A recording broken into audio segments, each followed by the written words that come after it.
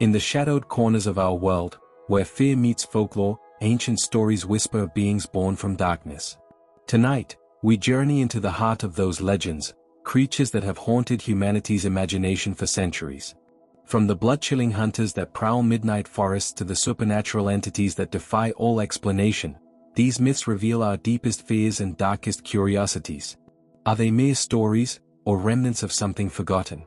Join us as we uncover the origins, secrets, and nightmares behind the world's most terrifying monster myths.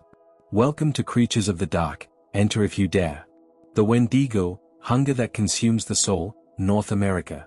Across the vast forests, frozen lakes, and winterlocked frontiers of North America, few legends capture the terrifying intersection between human vulnerability and spiritual corruption as powerfully as the Wendigo. Known among several Algonquian-speaking peoples, including the Ojibwe, Cree, Innu, and Algonquin, the Wendigo is more than a monster. It is a symbol, a warning, and a reflection of the darkest impulses that can take root in the human heart. The story of the Wendigo emerges from a landscape where survival has always been precarious, and where winter, scarcity, and isolation test not only the body but the soul. To understand the Wendigo is to confront an ancient fear, that hunger, in its most desperate form, can unravel humanity and leave behind something hollow, ravenous, and cold. Though descriptions vary from tribe to tribe, the Wendigo is commonly understood as an evil spirit or transformed human being driven by endless appetite. This hunger is not simply physical, it is moral and spiritual. While some traditions describe the creature as gaunt, skeletal, and towering, others portray it as a spirit that infiltrates the mind, instilling a craving that leads to cannibalism. In all versions, however, the Wendigo embodies greed taken to its extreme, a being that consumes and consumes yet is never satisfied. The legend is therefore not merely a story of horror but a commentary on imbalance, selfishness, and the violation of sacred communal bonds. To appreciate the Wendigo fully, one must begin with its cultural roots. The Algonquian peoples historically lived in regions where winters were harsh, game could be scarce, and famine posed real danger. These societies relied heavily on cooperation for survival. Sharing food, resources, and labor was not only practical, it was sacred. The Wendigo myth developed within this context as a moral boundary, a stark reminder of the dangers of violating communal ethics. In times of starvation, when survival might tempt individuals to commit unthinkable acts, the story of the Wendigo reminded them that turning inward, hoarding, or betraying others could cost them their humanity. Cannibalism, in particular, was viewed not merely as taboo but as spiritually catastrophic. Those who committed it, even under extreme duress, were believed to open themselves to the influence of malevolent forces. The Wendigo, then, is often described as a former human who succumbed to the desperation of hunger and devoured another person. In doing so, they become infected, transformed, into something monstrous. Their heart turns to ice, their mind is consumed by frenzy, their body stretches into grotesque proportions. Some stories say the Wendigo grows in proportion to the amount it eats so that its body is always larger than its stomach. This ensures that hunger is endless. The creature is condemned to starve forever, no matter how much flesh it consumes. Symbolically, this perpetual starvation speaks to the idea that moral corruption, once embraced, leads only to deeper voids rather than fulfillment. However, not all interpretations are literal. The Wendigo can also manifest as a psychological or spiritual affliction. In this sense, the Wendigo is a force that possesses a person, planting obsessive hunger in them until they act on it. This version aligns with the concept of Wendigo psychosis, a controversial term once used by colonial-era psychologists to describe individuals among northern indigenous communities who developed an irrational craving for human flesh. Modern scholars largely reject this diagnosis as oversimplified and culturally insensitive, but the idea still reflects how the legend intersects with mental, moral, and spiritual states. Rather than a medical disorder, the Wendigo is more accurately understood as a cultural metaphor for what happens when a person's inner balance collapses under pressure, greed, or despair. The distinctions between the literal creature and spiritual possession highlight the versatility of the Wendigo myth. It can be a monster stalking the forests or a shadow stalking the mind. It is both an external threat and an internal danger. This duality sets the Wendigo apart from many other legendary creatures around the world. Where vampires, werewolves, or demons often inhabit the realm of pure supernatural horror, the Wendigo sits closer to human experience. Its origins begin not in the realm of the invisible but in recognizable human moments: starvation, fear, desperation, and the temptation to prioritize survival over morality. It represents the fragile line between holding fast to one's humanity and slipping into inhumanity. Some of the most vivid Wendigo tales describe the creature in haunting detail. One common image portrays it as towering, emaciated, its skin stretched tight over its bones like parchment. Its eyes burn like cold embers, and its lips are torn or missing from chewing its own mouth in hunger.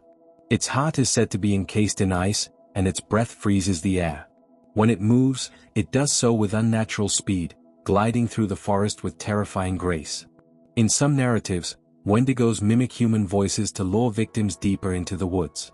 Others suggest it has a stench of decay and cold that precedes it, announcing its presence to those aware of the signs. Yet other versions portray the Wendigo not as a towering beast but as a shadow-like being, thin and wind-carried, more akin to a spirit than a physical creature. This interpretation emphasizes psychological possession, the idea that a Wendigo's whisper rides the winter wind, infiltrating the minds of those isolated or starving. This variant underscores the belief that the Wendigo's true terror is not external but internal, a corruption that erodes empathy and replaces it with hunger. In many tales, only a spiritual healer or shaman has the knowledge to confront a Wendigo. Traditional remedies include ceremonies, purification rituals, or attempts to drive the spirit out of a possessed individual. In some cases, if the afflicted person was too far gone, community members were forced to kill them to prevent the Wendigo from spreading. These stories speak to the seriousness with which the concept was treated. This was not a mere monster tale but a real moral and spiritual threat. Balance had to be restored, even at the cost of painful decisions. Beyond individual transformation, the Wendigo also serves as a symbolic guardian of the land's moral order. Many native storytellers describe the Wendigo as arising when someone becomes too greedy, selfish, or destructive. In this reading, the Wendigo is not just a cannibalistic monster but the embodiment of greed itself. To consume more than one needs, to take without giving, to hoard resources while others suffer, these acts spiritually resemble cannibalism. The Wendigo emerges as a consequence of imbalance, both ecological and social. Its presence indicates that someone, somewhere, has taken too much. This symbolic dimension has made the Wendigo a powerful metaphor in discussions about colonialism and environmental exploitation. Some modern indigenous thinkers suggest that the Wendigo represents the destructive appetite of settlers who devoured land, resources, and communities without regard for balance or reciprocity. In this context, the legend becomes not just a winter survival story but a cultural critique, illuminating how unrestrained consumption and domination deform the soul of a society. The Wendigo, then, warns against the unchecked extraction and endless hunger that can destroy both land and people. The Wendigo's enduring presence in modern culture, appearing in literature, film, television, and games, demonstrates the staying power of this myth. However, mainstream portrayals often distort or simplify the legend. Many depictions focus solely on the monster's physical aspects, turning it into a horror trope while overlooking its deep cultural, moral, and spiritual meanings. The true Wendigo is not merely a creature lurking in the woods but a story rooted in indigenous philosophy, ethics, and communal identity. Modern adaptations can be thrilling, but they rarely convey the nuanced connection between spiritual imbalance, social responsibilities, and the consequences of greed. To truly understand the Wendigo is to engage with these deeper layers. Consider the environment from which the legend emerged: long winters, sparse game, and the constant possibility of isolation. Imagine sitting in a lodge while the wind howls through the pines, the snow piling ever higher, and the food stores dwindling. In such moments, the human mind grapples with primal fear. The Wendigo is the embodiment of that fear, but it also serves as a guide. It teaches that even in the darkest times, community, generosity, and moral strength must be preserved. One must not allow desperation to erode humanity. The Wendigo watchfully marks the boundary between survival and corruption. Moreover, the Wendigo myth teaches that hunger is not only about food. Hunger can refer to power, wealth, dominance, or control. When these desires become insatiable, a person becomes Wendigo-like, consuming relationships, resources, and communities for personal gain. This interpretation makes the legend strikingly relevant today. Whether applied to political systems, corporate greed, or environmental destruction, the concept of Wendigo hunger helps articulate the dangers of unrestrained consumption in modern society. In addition, the legend underscores an important indigenous worldview, the belief that every choice has spiritual consequences. Humans exist within a web of relationships, with each other, with animals, with the land, and with unseen forces. When one part of the web is strained or broken, imbalance spreads. The Wendigo symbolizes what happens when a person violates these relationships so deeply that the breach becomes a spiritual wound. The transformation into a Wendigo reflects a total loss of harmony, an exile from the circle of life. Despite its horror, the Wendigo story is not purely pessimistic. Embedded within it is the hope that balance can be restored. Communities confront the Wendigo not with despair but with wisdom, tradition, and collective strength. Spiritual leaders battle the spirit, families come together to watch over one another, and cautionary stories pass from generation to guide younger members. The Wendigo myth therefore preserves not only fear but also resilience. It reminds people that darkness can be faced and that cultural teachings provide the tools needed to resist corruption. Ultimately, the Wendigo persists because it resonates across time and culture. At its core, it is a tale of transformation, how a human being can lose themselves to hunger, fear, and greed. But it is also a mirror, reflecting society's ongoing struggle to balance desire with responsibility. The creature's endless hunger warns of what happens when people forget their obligations to others and to the world around them. In this way, the Wendigo is not just a monster of legend but a moral compass, its icy gaze challenging us to consider what we consume, why we consume it, and what we risk losing in the process.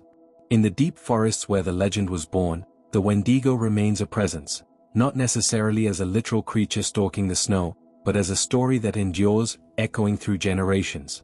It lingers in the crack of frozen branches, in the whisper of winter winds, and in the human heart where hunger, fear, and desire can either be mastered or allowed to grow monstrous.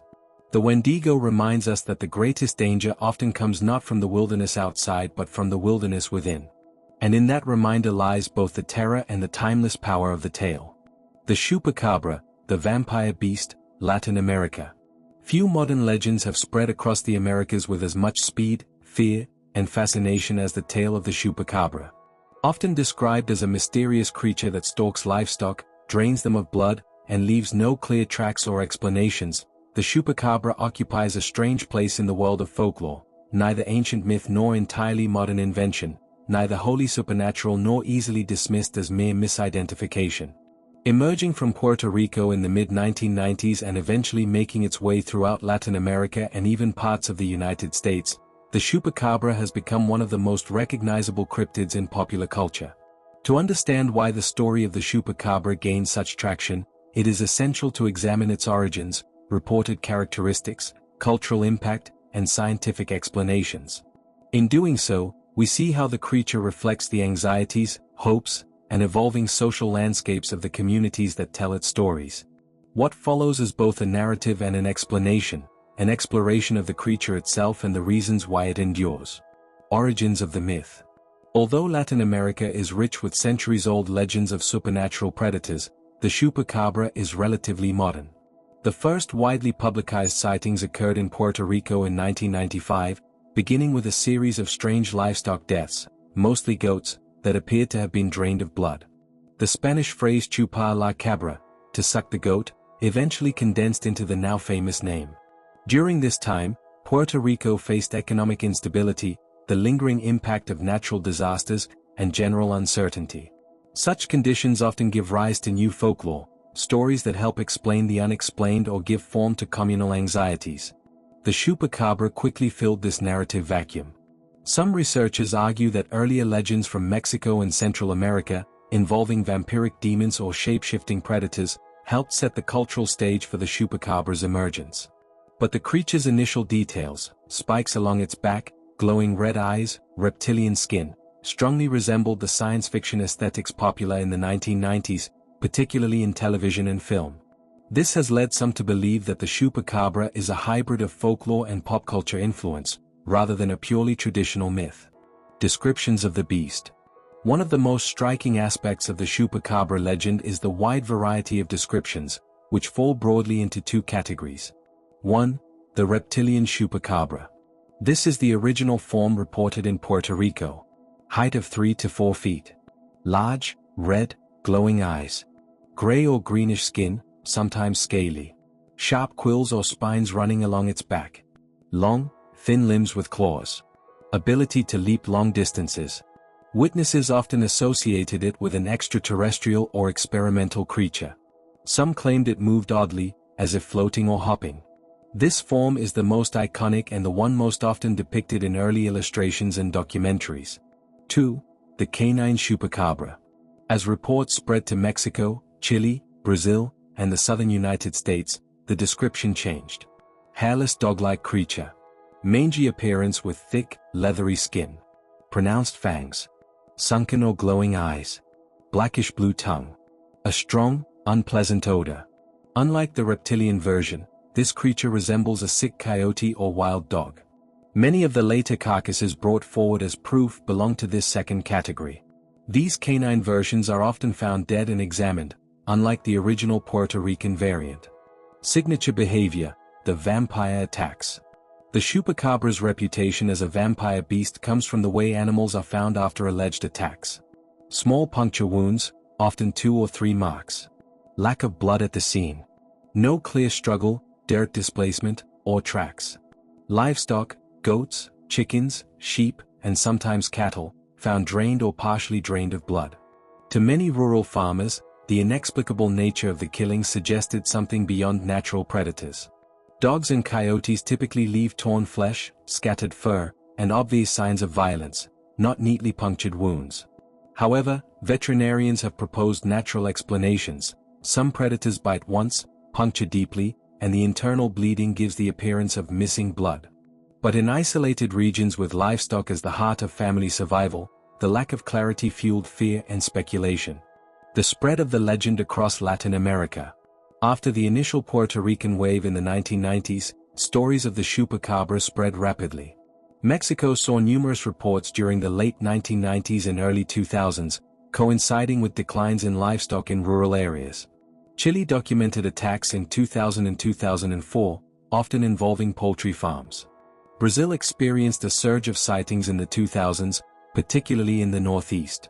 Colombia, Argentina, and the Dominican Republic have their own regional stories with slight variations. In each country, the Chupacabra adapted to local conditions. Sometimes it was said to fly, sometimes it emitted strange shrieks, sometimes it moved like a large cat. This adaptability is characteristic of folklore that spreads across cultures. Each region reshapes the creature to reflect local fears and realities. Cultural symbolism and social context. The Chupacabra is more than just a frightening animal story. It tells us something about the communities that recount it. 1. Fear of the unknown. In areas where livestock represent financial stability, mysterious deaths evoke deep anxiety. A predator that strikes unpredictably becomes a personification of uncertainty. 2. Government mistrust. In some regions, people believe the Chupacabra was created by secret government experiments, escaped laboratory animals, or military genetic projects. These ideas reflect underlying mistrust of authority and a sense that rural people are vulnerable to the consequences of decisions made elsewhere. 3. Environmental change. As forests shrink and development expands, wild animals enter human spaces more often. Mysterious sightings become symbolic of damaged ecosystems and the blurred boundaries between nature and civilization. 4. Pop culture influence. The 1990s saw an explosion of interest in aliens, UFOs, and conspiracy theories. Television shows like The X-Files helped shape the way people interpreted unexplained events. The Chupacabra became the perfect blend of folklore and sci-fi imagery. Scientific explanations. Despite the legend's dramatic nature, scientists and wildlife experts have offered explanations grounded in biology and ecology. 1. Misidentified coyotes or dogs with mange. The majority of physical Chupacabra carcasses turned out to be coyotes, foxes, dogs, or wild canids. With severe mange, a parasitic skin disease that removes fur, thickens skin, causes emaciation, and gives the animal an eerie, monstrous appearance. These sick animals may attack livestock out of desperation, behaving in unfamiliar patterns. 2. Natural predation misinterpreted. Certain predators, like vampire bats, wild cats, or scavenging birds, can create wounds that look unusual. Decomposition can also make corpses appear drained of blood when tissues absorb or redistribute fluids. 3. Folkloric amplification. Once a community identifies a culprit, real or imagined, new events are interpreted through that lens. A few unusual deaths can quickly become proof, reinforcing the legend. 4. No evidence of a new species. No biological samples, DNA, or remains have ever confirmed the existence of a distinct creature that matches the exotic descriptions of the Chupacabra. Scientists emphasize that extraordinary claims require extraordinary evidence, and the legend has yet to meet that standard. Why the legend endures. Even as scientific explanations debunk specific sightings, the Chupacabra continues to thrive in storytelling. The reasons are deeply tied to how humans construct meaning. 1. The thrill of mystery. People love mysteries. The unknown is fertile ground for imagination. A creature that lurks in shadows, unseen yet felt, satisfies our desire for the uncanny. 2. Community identity. In many rural towns, the Chupacabra serves as a shared story, a warning, a cultural marker, and even a source of local pride. Festivals, tourist attractions, and media coverage turn the creature from a threat into a point of identity. 3. The media effect. News outlets often amplify strange events, and social media accelerates this. When a photo, carcass, or rumor goes viral, the legend grows stronger. 4. Flexibility of the myth. The Chupacabra is adaptable. It can be monstrous or pitiful, alien or animal, supernatural or scientific. Myths that survive are those that can evolve. The Chupacabra in popular culture. Over time, the Chupacabra has made its way into horror films, television shows, comic books, children's animated series, internet memes, video games. These portrayals range from terrifying hunters to comical side characters. The diversity of representations shows how the creature has transitioned from a local fear to a global icon. Some portray it as a misunderstood beast, others as a violent predator. In each case, the Chupacabra's mystery makes it ripe for reinterpretation. Symbolic interpretations. Beyond the literal creature, scholars of mythology and anthropology view the Chupacabra as a symbol. 1. A vampire for the modern age. Unlike European vampires associated with aristocracy or seduction, the Chupacabra represents economic vulnerability, rural life, and fear of external forces. Its victims are not humans but livestock, the livelihood of many Latin American families. 2. Commentary on powerlessness. The creature often strikes without leaving tracks or witnesses, symbolizing threats that feel beyond human control. Economic instability, environmental destruction, political distrust, technological disruption. 3. Hybridization and cultural exchange. The creature blends indigenous fears, colonial experiences, and modern sci-fi aesthetics. It is a myth born from cultural intersections, a uniquely Latin American synthesis of old and new. The Chupacabra stands at the crossroads of folklore, fear, and imagination. Though rooted in the real concerns of rural communities facing unexplained animal deaths, the creature's evolution reflects broader cultural forces, media influence, social anxiety, and the human love for mystery. Whether viewed as a misunderstood predator, a supernatural being, or a symbolic projection of societal unease, the Chupacabra continues to captivate people across Latin America and beyond.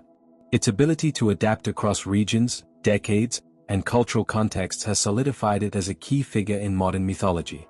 And whether or not such a creature ever truly existed, its impact on storytelling, identity, and perception is undeniable.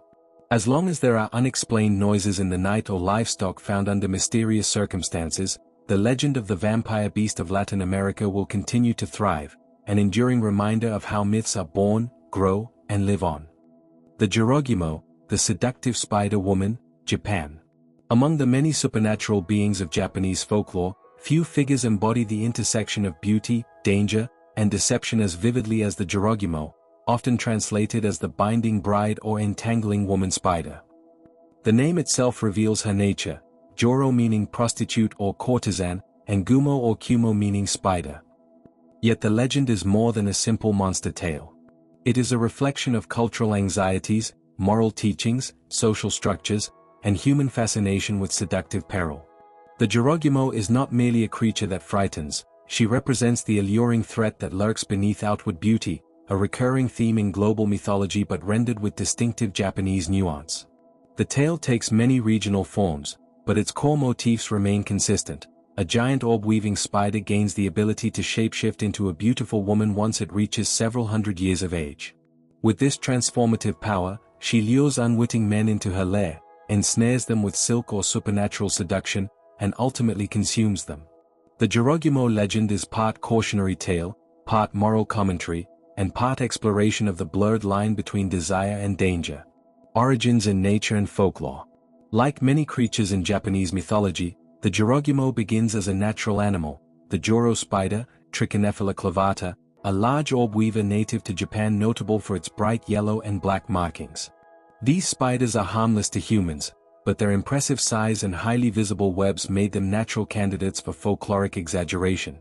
In rural communities centuries ago, spiders, creatures associated with stealth, patience, and entrapment, were often used symbolically to represent threats that arise quietly and unexpectedly. Japan's mythological creatures, or yokai, frequently transform ordinary animals into supernatural beings once they reach a significant age. Cats become bakaniko or nekomata, foxes become kitsune, tanuki become shapeshifters as well. Within this tradition, a spider becoming a seductive woman after centuries of existence fits perfectly into the narrative logic of Japanese folklore. The transformation marks the moment when an animal acquires both magical power and human-like intelligence, an evolution that allows the creature to interact with humans in far more complex and dangerous ways. The development of the Jorōgumo legend was also influenced by the Edo period, 1603 to 1868, a time marked by urbanization, increased literacy, and the flourishing of ghost stories, printed kabuki scripts, woodblock prints, and oral storytelling. These tales often blended fear with entertainment, and the Jorōgumo, with a potent mixture of allure and horror, captivated audiences. A tale from Edo, The Waterfall of Jorōgumo. One of the most enduring stories associated with this yokai comes from the region surrounding Aizu, particularly the Jorōgumo Falls, Joran Falls. According to local lore, a young woodcutter encountered a stunning woman near the waterfall. Enchanted by her beauty, he soon fell deeply in love. The woman invited him to her home beneath the cascading water, but each visit left him feeling inexplicably exhausted and weak. An elder in the village noticed the young man's decline and suspected supernatural involvement. He warned the youth, who reluctantly agreed to avoid the mysterious woman. But the woman persisted, trying to lure him back. Desperation drove her to send spiders or webs after him, attempting to ensnare him even from afar. Ultimately, a local priest intervened, using protective sutras to reveal the woman's true form and banish her back into the depths of the falls. This version of the story highlights several recurring elements: seduction, spiritual protection, and the idea that humans are vulnerable to supernatural forces that disguise themselves in desirable forms. Waterfalls, caves, and remote mountain paths appear frequently in Japanese folklore as liminal spaces where the veil between the human and supernatural worlds is thin. The Jorōgumo's presence near such a place emphasizes her role as a boundary-crossing figure, one who moves between worlds and undermines normal social expectations. Symbolism of seduction and danger. The Jorōgumo legend reflects deep cultural tensions surrounding beauty, sexuality, and deceit. In Edo period Japan, courtesans occupied a complex place in society, simultaneously glamorized and marginalized. They represented luxury, artistry, and beauty but were also feared as sources of temptation, distraction, and social downfall. Stories of seductive spirits or monsters preying on men served as moral warnings against indulgence and unrestrained desire. Unlike the Western femme fatale, whose danger often lies in emotional manipulation, the Jorōgumo literally consumes her victims. Her allure is not simply metaphorical, it is lethal. Through her, beauty becomes a trap, not a path to pleasure or fulfillment, but a web designed to destroy. This theme resonates in a culture where self-restraint, discipline, and moderation were highly valued, particularly among samurai and other social classes with strict codes of conduct. The Jorōgumo offered a vivid example of what could happen when a man allowed himself to be controlled by desire. She was the embodiment of temptation that strips one of strength, reason, and life itself. Yet she is also more complex than a simple villain. In some versions of the legend, she is portrayed with emotions, loneliness, longing, or an inability to escape her own nature. These more sympathetic interpretations show her as a creature trapped between worlds, cursed with a monstrous appetite yet yearning for connection. This duality reinforces the idea that the boundary between beauty and danger, affection and predation, is never entirely clear. Transformation as a marker of maturity and power. In Japanese folklore, transformation often symbolizes power acquired through time, experience, and supernatural growth. The Jorōgumo does not begin life as a threat. She becomes dangerous only after centuries of survival. Her metamorphosis from spider to woman represents the culmination of long-accumulated wisdom and magical energy. This idea parallels broader themes in yokai narratives, that time itself is a transformative force, capable of turning the ordinary into the extraordinary. It also reflects philosophical concepts drawn from Shinto and Buddhist thought, namely, that all beings possess latent potential that unfolds through cycles of life, death, and rebirth. The Jorōgumo's transformation is both a reward for her longevity and a symbolic elevation into a higher state of existence. Yet the power she gains is overshadowed by her predatory nature. Unlike benevolent shapeshifters such as some kitsune, who sometimes protect or aid humans, the Jorōgumo rarely chooses kindness. Her long life has honed her skills not toward enlightenment, but toward seduction and entrapment. In this way, she embodies the darker side of spiritual evolution, where power is used for selfish and destructive ends. The web as a metaphor. Central to the Jorōgumo is the image of the web, a structure that is delicate yet deadly, beautiful yet imprisoning. Her web symbolizes manipulation and the invisible forces that bind individuals without their awareness. It is the embodiment of entrapment by desire, vanity, or illusion. In many stories, her webbing is not merely physical. It is magical, representing psychological or spiritual entanglement. A man ensnared by her enchantment does not simply lose his life, he loses his will, his clarity, and his autonomy. This transformation mirrors the cultural anxiety that too much indulgence, especially in pleasure districts, could drain a man not only of money and health, but of his sense of self. At the same time, the web reflects the intricate social structures of Japanese society, where relationships and obligations were tightly woven. Breaking free from such an entanglement required spiritual intervention, wisdom, or community support, themes seen in many versions of the tale where monks, priests, or elders help rescue victims. Regional variants and alternate portrayals. While the seductive spider woman is the most famous form of the Jorōgumo, she has several regional variations that highlight different aspects of fear or fascination. In some areas, she is portrayed as a woman holding a baby. When a passerby offers to help, he finds himself carrying not an infant but a bundle of heavy, sticky spider eggs. This version emphasizes deceit and the danger of misplaced compassion.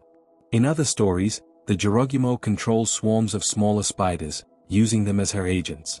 This portrayal expands her power from an individual threat to a force capable of overwhelming entire households or communities. Another variant depicts her living in abandoned houses, mountain huts, or remote inns, a classic motif in ghost stories where isolation heightens vulnerability. Despite these differences, all versions underscore the same themes: beauty as a mask, danger hidden in plain sight, and the peril of entering unknown spaces without vigilance. Cultural legacy and modern interpretations. Today, the Jorōgumo continues to captivate the Japanese imagination. She appears in anime and manga, often as a tragic or seductive character. Video games, where her mixture of elegance and monstrosity makes her a compelling adversary. Literature and film, where storytellers reinterpret her as an anti-heroine or a symbol of feminine empowerment. Tourist folklore, especially in regions claiming historical ties to her legend. Her lasting influence stems from her versatility. She can be terrifying or tragic, monstrous or sympathetic, depending on the storyteller's angle. This flexibility allows her to remain relevant across eras, adapting to new social concerns while retaining her iconic identity. In modern feminist readings, some reinterpret the Jorōgumo not merely as a monster but as a figure embodying female agency in a society that historically restricted women's roles. Her power, independence, and deadly allure challenge traditional expectations of femininity. Though still dangerous, she can be understood as a symbol of resistance against structures that attempt to contain or control women. However, it is important to acknowledge that these modern interpretations coexist with older, more traditional views of her as a warning against excess, lust, or knavery. The enduring allure of the Spider Woman. The Jorōgumo endures not simply because she is frightening, but because she is multifaceted, a creature shaped by natural observation, cultural anxieties, spiritual beliefs, and narrative traditions. She embodies the paradox of beauty that destroys, wisdom twisted toward malevolence, and desire that blinds individuals to danger. Her story continues to resonate because it touches on universal human concerns: the seduction of the unknown, the risk of trusting appearances, and the tension between reason and temptation. Whether seen as a monster, a metaphor, or a misunderstood spirit, the Jorōgumo remains one of Japan's most compelling yokai, a figure who captures both the imagination and the cautionary wisdom of generations. La Llorona, the Wailing Spirit, Mexico and Southwest U.S. La Llorona, the Weeping Woman, is one of the most enduring and emotionally charged legends in Mexican and southwestern U.S. folklore. As a story, it is simple: a woman who drowned her children wanders waterways crying for them. As a myth, it is far more complex. The tale blends history, colonial trauma, gender roles, moral instruction, and supernatural warning into a legend that has persisted for centuries. Its steady presence in both rural ranching communities and modern cities reveals how deeply it resonates with themes of grief, guilt, motherhood, class, and cultural identity. This essay first retells a traditional version of the legend, then explores its historical roots, its major interpretations, its symbolism, and its continued relevance in Mexican and Chicano storytelling today. The legend retold. Long before highways carved through the deserts of the Southwest, and long before the lights of Mexico City glowed over the dried bed of Lake Texcoco, there lived a young woman named Maria. In most versions, Maria comes from a humble village near riverbanks or canals, places where the land constantly shifts between water and earth. She is known for her beauty, grace, and captivating voice. Men turn their heads when she walks down the dusty street. Women whisper about her long, dark hair and delicate features.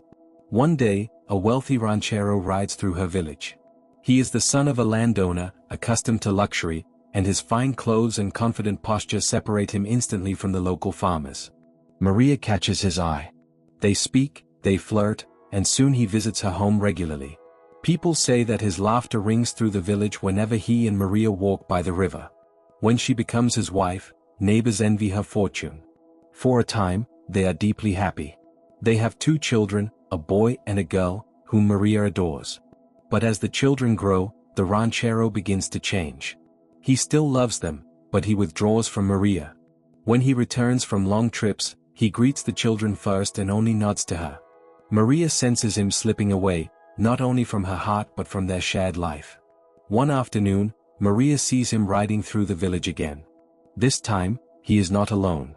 A wealthy woman sits behind him on the saddle, adorned in fine clothing.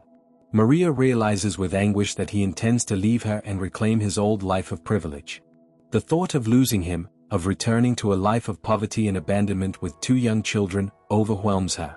In a moment of devastating passion and despair, versions differ on whether she is conscious or blind with rage, Maria leads her children to the river. The evening is cool, the sun throwing its last golden light across the water. She embraces them tightly, tears streaming down her face. Some say she begs forgiveness before pushing them into the rushing current. Others say she acts without words, possessed by a force she cannot recognize. When the water closes over their heads, the spell of fury breaks. Maria screams and leaps into the river, trying to pull them back, but it is too late. Overcome with grief, Maria wanders the banks in her soaked white dress. She cries, Mis hijos, oh, my children. Her screams echo through the night. When villagers find her body the next morning, she is buried, but her restless spirit refuses to remain still. She becomes La Llorona, doomed to roam rivers, arroyos, canals, and lakes searching for her lost children. From that moment forward, people claim to hear her plaintive wails drifting through misty waterways at night. They say she appears as a tall figure in a white gown, her hair tangled, her face hidden. She weeps and moans, asking passers-by if they have seen her children. Some believe she mistakenly abducts wandering children, thinking they might be her own. Others believe she is a warning, a guardian ghost preventing people from approaching dangerous waters after dark. Across Mexico, New Mexico, Texas, Arizona, and California, families warn children not to play near rivers at night. La Llorona will get you. Whether meant literally or metaphorically, the message echoes across generations. 2. Historical origins of the legend. The power of the La Llorona myth lies in how it blends several cultural threads into one haunting narrative. 1. Indigenous Nahua and Aztec roots. The earliest roots of La Llorona may lie in pre-Hispanic Mexico. The Aztecs told of Cihuacotl, a goddess who protected women in childbirth but also wandered at night wailing for her lost children. The Spanish chronicler Bernardino de Sahagun recorded sightings of a spectral woman crying in anguish before the fall of Tenochtitlan, interpreting her as a terrible omen of conquest. In indigenous storytelling, a weeping female spirit was often associated with tragedy or impending danger, the loss of children or a nation. Liminal spaces where water, death, and rebirth intersect. La Llorona, therefore, inherits these indigenous associations with mourning, destruction, and transformation. 2. Spanish conquest and colonial blending. When Spanish settlers brought their own ghost stories, such as medieval tales of women who committed sins of passion and were doomed to wander as penitent spirits, these merged with indigenous myths. The result was a hybrid legend shaped by colonialism. The conquered indigenous population suffered catastrophic losses, epidemics, famine, forced labor, and the breakdown of traditional social structures. A spirit wailing for her lost children resonated deeply with people who had seen entire villages erased. 3. Social and moral storytelling. Colonial-era priests and parents used La Llorona as a warning against dangerous behavior near waterways, disobedience, premarital relationships, stepping outside prescribed social boundaries. Thus the story served as both a supernatural tale and a social control mechanism. 3. Interpretations of La Llorona. The legend's endurance comes from its ability to shift meaning depending on who tells it and when. 1. La Llorona as a cautionary tale. To many families, especially in rural Mexico and the Southwest, La Llorona is a simple warning: stay away from rivers at night. Bodies of water are deadly. Flooding arroyos, irrigation canals, and ditches can sweep away children easily. The story takes the form of a moral lesson cloaked in supernatural imagery. 2.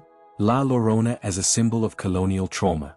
In this interpretation, the ranchero represents Spanish privilege and the colonial hierarchy. Maria represents indigenous or mixed heritage women whose lives were destabilized by conquest. Her loss of children reflects cultural erasure and forced assimilation. Her endless wandering becomes a metaphor for cultural grief. 3. La Llorona as a figure of punished motherhood. Many scholars view La Llorona as an expression of strict expectations placed on women. Women must be selfless mothers. Women must endure abandonment or infidelity quietly. La Llorona becomes the ultimate fallen mother who loses her children and herself. This version critiques how societies judge women more harshly than men for emotional or relational crises. 4. La Llorona as a voice of grief. Another interpretation views her not as a villain but as a tragic figure driven by desperation, economic limitations, and emotional manipulation. Instead of demonizing her, this reading sympathizes with her suffering. She becomes an archetype of grief rather than a monster. 5. La Llorona as a Borderlands figure. In Chicano storytelling, particularly in the Southwest U.S., La Llorona symbolizes migration, displacement, loss of homeland, the uncertainties of border life. Her voice echoes the experiences of people who cross rivers in search of a better life, sometimes losing loved ones along the way. 4. Symbolism and themes. 1. Water as threshold. Water is central. Rivers, canals, and lakes are liminal spaces where life meets death, where boundaries blur. In folklore worldwide, ghosts appear in such places. In La Llorona, water represents transformation, loss, purification, danger. The flowing river becomes a mirror of Maria's emotional turmoil. 2. The white dress. La Llorona's white dress symbolizes purity stained by tragedy, burial clothes, wedding gowns turned spectral. It emphasizes her dual nature, both motherly and ghostly. 3. the cry, a Miss Hijos. Her signature cry is more than a haunting sound. It expresses unending regret, the weight of irreversible mistakes, the pain of abandonment. For many listeners, especially children, the cry becomes a physical embodiment of fear and pity simultaneously. 4. Nighttime and mist. La Llorona rarely appears in daylight. The night symbolizes hidden emotions, dangers that must be approached cautiously, the unknown. Her presence in fog or mist connects her to the supernatural realm, where shapes are uncertain and boundaries dissolve. Variants across regions. Though commonly told in Mexico, the legend also thrives in the American Southwest. 1. New Mexico. In New Mexico, La Llorona is tied to acequias, community irrigation ditches essential for farming. Children are warned that the spirit haunts the ditches after dusk. Her story blends Spanish and Pueblo influences. 2. Texas. Texan versions often emphasize danger in rural creeks and rivers, especially after floods. Some families say she snatches children who disobey curfews. 3. California and Arizona. Here she becomes associated with migrant labor communities and the risks faced along the border. Her wandering is sometimes interpreted as searching for children lost during migration. Each retelling shapes her identity according to local fears and experiences. 6. La Llorona in modern culture. 1. Literature and film. La Llorona appears in children's cautionary books, supernatural horror films, poems exploring womanhood and loss, Chicano literature examining identity in the borderlands. Writers often reinterpret her not as a monster but as a misunderstood woman whose suffering mirrors societal wounds. 2. Oral tradition. Despite modern media, the story remains strongest in oral form. Grandparents still whisper warnings, campfire storytellers imitate her cries, and parents invoke her to explain the dangers of nature. Oral retellings adapt to technology too. La Llorona is said to appear near storm drains, reservoirs, or highways in contemporary variants. 3. Psychological resonance. The legend persists because it touches on the fear of losing loved ones, guilt and regret, abandonment, the fragility of family. These concerns are timeless. 7. Why La Llorona endures. La Llorona survives not because she is merely frightening but because she represents the emotional and cultural landscapes of the peoples who tell her story. Her tragedy contains universal themes, love, betrayal, despair, but also culturally specific ones, the effects of colonization, the expectations placed on mothers, and the precariousness of daily life near water.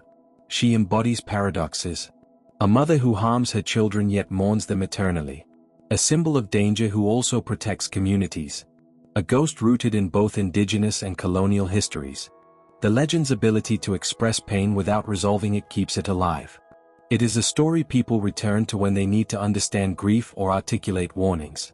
In many ways, La Llorona is less a ghost and more a mirror, reflecting the fears and sorrows of each generation. La Llorona is more than a frightening figure who stalks riversides in the night. She is a powerful cultural symbol, woven from centuries of storytelling across Mexico and the Southwest United States. Her tale originates in indigenous mythology, evolves through colonial history, and lives on through modern reinterpretations.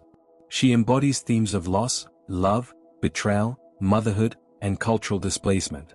Her haunting cry, "A Miss Hijos," echoes through literature, film, folklore, and everyday life, reminding audiences of the fragile bonds between people and the irreversible consequences of emotional desperation.